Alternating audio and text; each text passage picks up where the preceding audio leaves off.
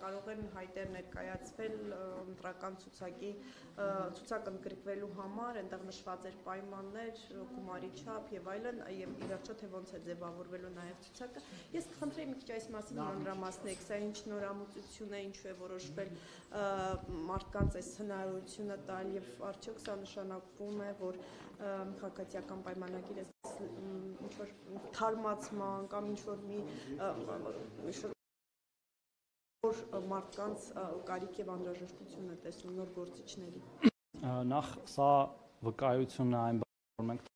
կուսակցություն առաջնորդվում ենք ժողովրդավարական արժեքներով եւ ես առիթ օգտագործելով կոչ կանեմ մյուս կուսակցություններին հետեւել այս բացառիկ օրինակին։ Մենք սրանով նաև ըստ էության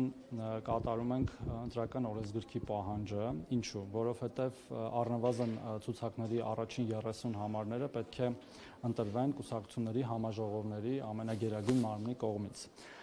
Եվ մենք պատրաստվում ենք այդ տեխնացուներին գրանցելուց հետո, իհարկե նաև մեր տարբեր կրիտերիաներով դնել քվեարկության մեր համաժողովին, ինչպես մենք կատարեցինք մեր վարչության ընտրությունների ժամանակ եւ մեր կուսակցության պատվիրակներն են որոշելու այս պայն իհարկե քննարկումների մեջ ենք թե որ մասը, բայց առնվազն առաջի 30 հոգին ինչպես է դասավորված լինելու կուսակցության ցուցակում եւ սա նորից եմ կրկնում ժողովրդավարության ուղղակի դրսևորում է նաեւ ներկուսակցական ժողովրդավարության եւ քաղաքական համակարգը կայացնելու։ Ինչ վերաբերում է նոր կադրերին, ես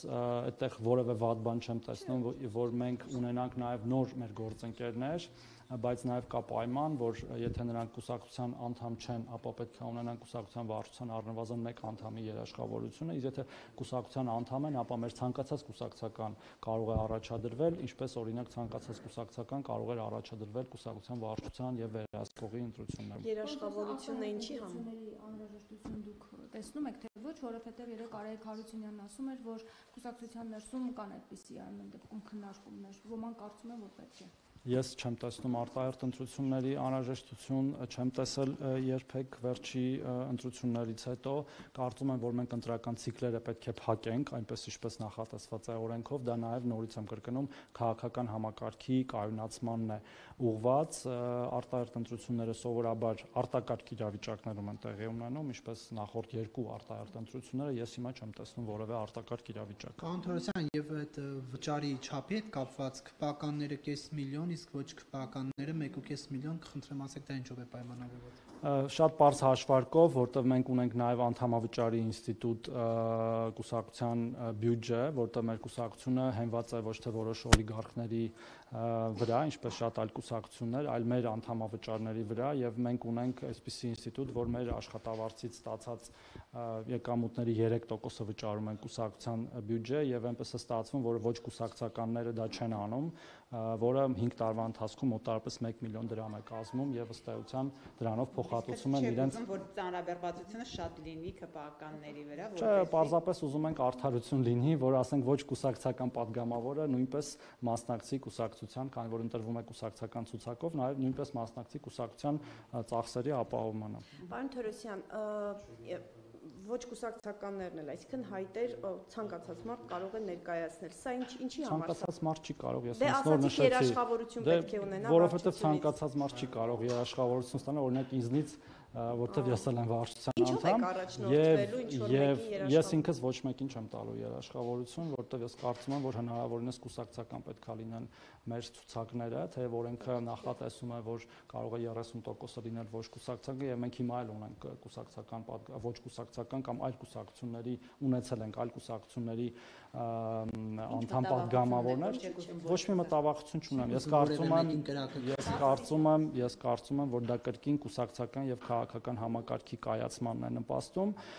բայց օրենքը դա թույլ է տալիս եւ չի բացառվում, որ մենք ունենանք ինչպես հիմա ազգային ժողովում անկուսակցական падգամավորներ, այնպես էլ նոր ցուցակում։ Մտածում եք ինչ որ կրիտիկական քննարկումներում կարող են գնալ։ Փորձը իրականում հակառակն է ցույց տվել, եթե հետևել եք այս գումարման ազգային ժողովում վստահության կորուստ ունեցած падգամավորներին, բայց երկու падգամավոր, ինչու երկու պատգամավոր հալքեցիք։ Կուսակցական պատգամավորները բայց նախորդ լքեցին։ խորհրդարանում եղավ պատերազմից հետո ձեր շարքերը լքեցին։ Հարգելի գործընկերներ, ցանկացած իրավիճակ, տեսեք, եկեք պատասխանեմ։ Ցանկացած իրավիճակ հնարավոր է, բայց այս մեր դրած մեխանիզմները հնարավորինս միտված են դրանք բացառելու, ինչու՞։ Որտեվ երբ որ նույնիսկ դու գրանցվում ես, դու պետք է ստանաս կուսակցականների քվեն։ Այսինքն քո տեղը ցուցակում, հատկապես այդ առաջի 30-ում, որը այսպես ասած երկաթյա անցողիկ է ամեն պարագայում, եւ ես ինքս կողմնակից եմ, որ իհարկե ամբողջ ցուցակը կազմի համաժողովի կողմից, բայց մենք ունենանք որոշում, որը կհրապարակենք, մենք նաեւ այդ առումով շատ ներառական քննարկումներ ենք ունենում, կուսակցականները կորոշեն այդ քաղաքացին մեր կուսակցական կամ անկուսակցական ինչքանով է վստահելի եւ իր տեղը կորոշեն այդ ցուցակը։ Պարոն Թորոսյան, արդյոք ձեր այս ձևը մեթոդը, որ դուք ընտրություններով եք անցկացնում, ընդհանրապես արտաքին շերտ չէ ապահովելու, այսպես ասած, ձեր ժողովրդավարությունը, բայց իրականում Նիկոլ Փաշինյանի ուղղորդմամբ են առնվազն առաջին 30 անձիկ լինելու ցուցակում։ Ես կարծում եմ դուք վաղուց պետք է ունենայիք այդ հարցի պատասխանը, այդ թվում մեր վերջի երկու համաժողովները, համաժողովներին հետևելով, այդ թվում ես էլ եմ ձեզ ինտերվյու տվել լրատվամիջոցների վերջի համաժողովի ժամանակ, մեր կուսակցությունը ժողովրդավար կուսակցությունը ներքին ժողովրդավարության եւ մեր պատվիրակներն են որոշում ովքեր են մեր կուսակցության կառավարող մարմնի անդամները, որը կոչվում է վարչության մեր դեպքում վերահսկող հանձնաժողովի անդամ եւ բազմաթիվ այլ որոշումներում, սկսած երբեմն մենք նախարարներ ենք որոշում վարչությունով, երբեմն շտաբի պետ ենք որոշում, օրինակ ես ընտրվել եմ վարչության անդամ ոչ թե Նիկոլ Փաշինյանի կամ որևէ մեկի ցանկությամբ, միգուցե նա էլ է ինձ քվեարկել, չգիտեմ, գաղտնի քվեարկություն ա եղել, բայց իմ օգտին քվեարկել են համապատասխան թվով մեր պատվիրակներ, Ժորժ ջան, ասենք Փաշինյանի գործոնը Նիկոլ Փաշինյանը փակ գաղտնի քվեարկության ժամանակ, ինչպես ես եւ մեր ցանկացած կուսակցական պատվիրակ, խնդրում եմ մինչեւ վերջ լսեք պատասխանը, ունի մեկ քվեաթերթիկ, որով կարող է իր ընտրությունը կատարել։ Այս թեմայի հետ կապված։ Մի հարց էլ այս թեմայի հետ կապված, պարոն Թորոսյան, եւ երևում է վերջին հաղորդագրություններից ամեն դեպքում կուսակցության, որ վարչության նիստերում առնվազն ընտրությունների թեման օրակարգային է, այսինքն քննարկվում է արդեն շտաբի պետ է ընտրվել, նաեւ տեղակալը, որը քարոզչության գծով պետք է իրականացնի գործառույթներ, ինչով է, այսինքն պայմանավորված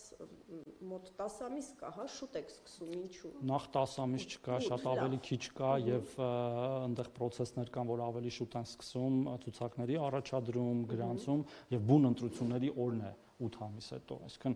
ցուցակները, եթե չեմ սխալվում, ներկայացվում են ապրիլին, այսինքն եթե ապրիլով հաշվենք, արդեն 4-5 ամիս է մնացել եւ շատ տրամաբանական է հերթական ընտրություններն են, մենք էլ պատրաստվում ենք հերթական ընտրություններին։ Օй դժվարություն միշտ ենք լուրջ պատրաստվում, բայց երբ որ լինում են արտահերթ, որոշումներն են լինում արտահերթ, իսկ սա շատ հանգիստ մեծամասնություն ստանալու դեպքում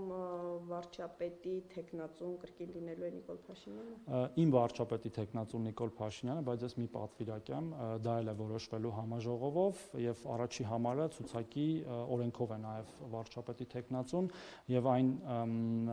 դեպքում, երբ որ որևէ կուսակցություն հավաքում է միանգամից 50 պլյուս ձայներ, ինչպես մենք հավաքեցինք 21 թվականին, առաջի համարը ավտոմատ դառնում է վարչապետ։ Բայց կան այլ տեխնացուներ ԿՊ-ում։ Պարոն Թորոսյան 50+1 կհավաքի քաղաքացիական պայմանագիրը հաշվի առնելով ձեր այս պահի հանրային վստահության ցուցակը։ Ես կարծում եմ